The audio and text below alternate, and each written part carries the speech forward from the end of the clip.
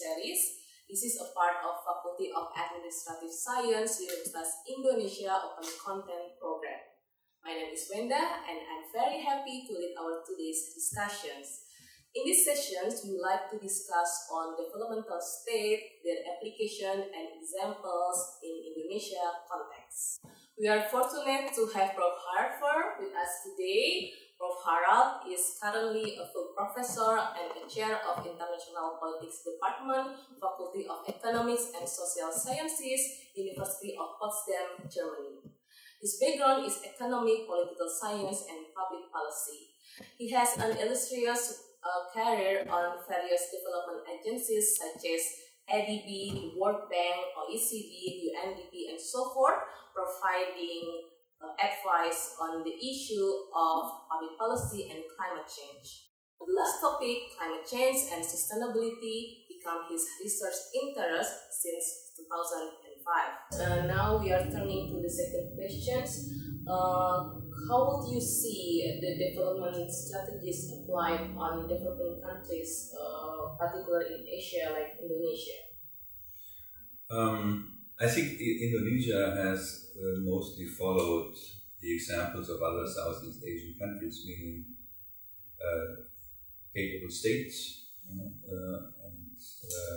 also market-led development, and also taking care of the external relations, so participating in global markets, exporting, and getting into the global markets as well, and participating. I think Indonesia has followed largely this strategy, and as I mentioned before, each country has its own resources, its own preferences, and needs to find its own way of how to get organized for the broader development challenges. So we move to the last questions. I think I'm just curious with your explanations about Indonesia. Could you please elaborate the opportunities and challenges for Indonesia to have their own development trajectories without being pushed by the development agenda that mostly created by developed countries? Because for the instance that in terms of donor recipients relations of the foreign aid, most that developing countries being pushed by their standards of development tools without being concerned with the local context. You're right. I think things are changing nevertheless. I think you're right with the observation that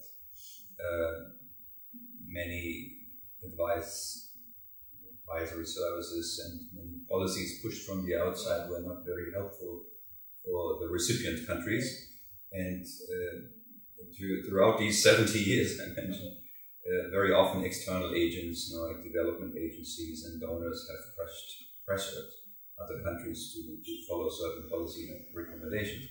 That's true, but I think things are changing rapidly, right? And countries have increasingly started to build their own capacity, development capacity. Some donors. There are also some new donors. China is giving aid. It was a recipient of aid. Now it's giving. India as well, Brazil as well. So many developing countries are now becoming donors as well. And also, of course, the dialogue about development has changed, and there are many more participants now from the developing world participating in what is development, where we need to go, and so on. So I think we are not in this kind of traditional donor-recipient relationship. The number of donors and the number of developmental debates and discourses have grown enormously with a very strong presence of the developing world. But yeah, you're right. The history has told us that we need to be more open for exchange and dialogue about development objectives, and not imposing some of these objectives on other countries. Yeah, because actually I agree with you, because sometimes Indonesian government in this case, it needs to look inward rather than looking outward what they set standard for us. And in my humble opinions, that as developing countries, when we would like to implement development agenda, I think it's strongly related to the context where these development projects will be operated, rather than busy with their developed issues. So we can see our local context. Yeah, well, you need to have a dialogue with others, right? Yes. You're just looking inward, you probably won't be very innovative. So the dialogue, both internally and the external one, is very important. Yeah. So this is the real last question. And what do you think about the upcoming opportunities and challenges in development thinking within the broader context, not only about developed countries, but also developed countries? That's an important question. Yeah. I think we're all facing similar challenges right now, and so does Indonesia. Yeah. And you can summarize this in kind of what we call 4 Ds, yes, for different kind of challenges. The first is clearly digitalization.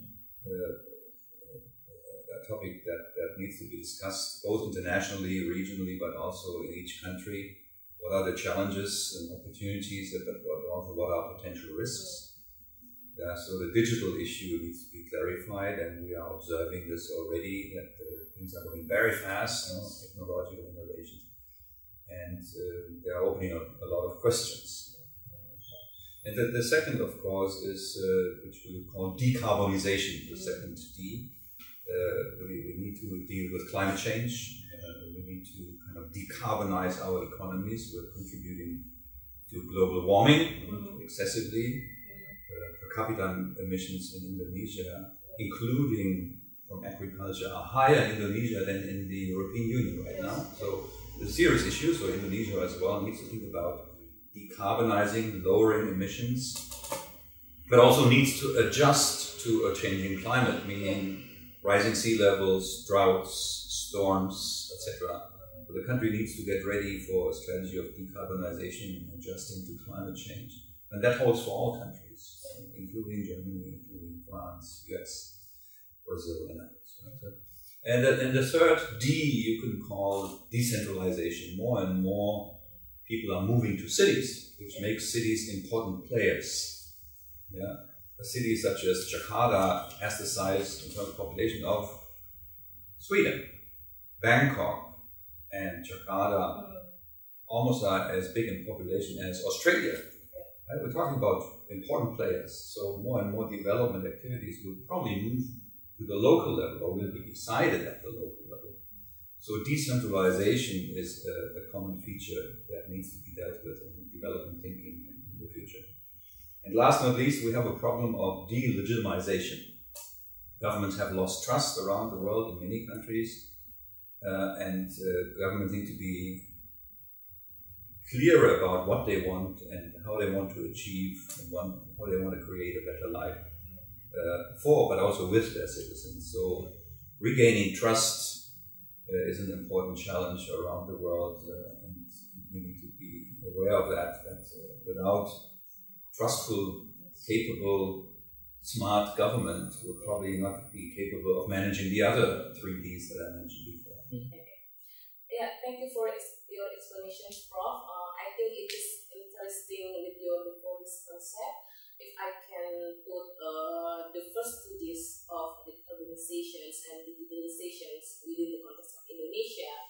For decarbonizations, actually the governments face enormous challenges to promote the use of clean energy, efficient in the use of energy as well, rather than using the carbon fuel. But on the other hand, we still struggle with the issue of the massive population growth, a rising demand of economic development. So yeah, I think the government should take more seriously to handle the issue of urbanization. And then the second one about the digitalizations. In terms of taxation policy, actually Indonesian governments should be smart to tackle the issue of how to tax the digitalized transactions in Indonesia. Because I see it's like a double sword edge, because the governments in Indonesia now difficult to tax digital transactions. Actually, we already enacted the Ministry of Finance decree to tax this industry, but suddenly revoked by themselves because they said, yeah, it's my uneven playing field for all stakeholders, and so we should think twice to taxing this industry. I think your issue about the 40s should be recognized more by our governments, so we can catch up with the issue of development thinking as well. Okay, these discussions bring us to the end of our sessions. Hope you can enjoy our Talkshow series, and also thank you so much for your fruitful discussions, Prof. Harald, and see you for the next sessions.